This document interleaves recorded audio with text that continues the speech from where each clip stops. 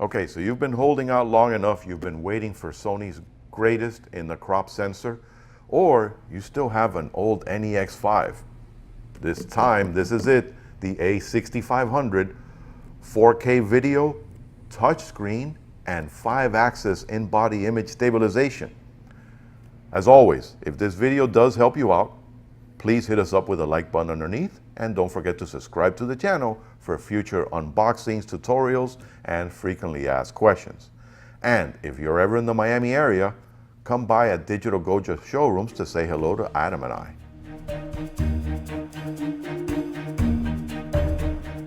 Now let's take a look and see what comes inside the box of Sony's newest crop sensor mirrorless, the a6500. So open it up. All sorts of paperwork, including the limited warranty, some pamphlets, you name it, it's all in here. Remember, the warranty is for Sony USA, and if it's purchased from an authorized dealer like Digital Goja. And let's continue on. Let's see what else is in here. Well, here is the obligatory Sony Alpha strap. Of course, you're going to need that. And here is the NP-FW50, the rechargeable lithium ion. This battery's been around for quite a while, so it's a trusted source of power for Sony. Here is your USB to micro USB-B cable. Remember, this camera is also USB bus powered. And of course, the wall plug, which works anywhere from 100 to 240 volts. Of course, it is Sony USA, so you are getting a US plug. And hidden in the corner here is your rubber eye cup, very important. Remember, you do have a new designed electronic viewfinder. And here is, of course, the most important part. Very nice. It feels a little bit heavier than the previous model, but I think it's because they've done such incredible upgrades with it. Here is the Sony a6500 mirrorless crop sensor. Stay tuned, and we're going to take a closer look at all the features.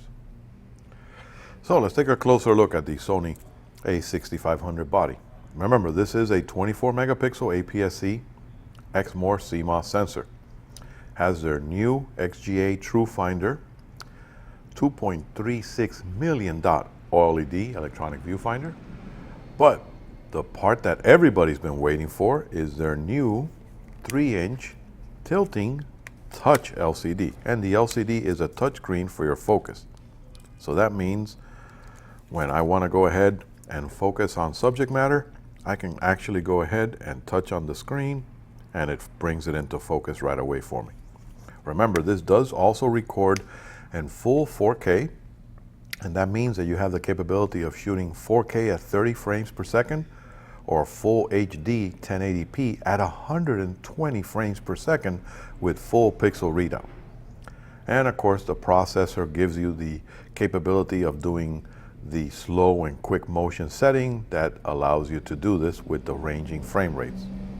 And as always, it has the built-in Wi-Fi with NFC for the appropriate Android cell phones and tablets.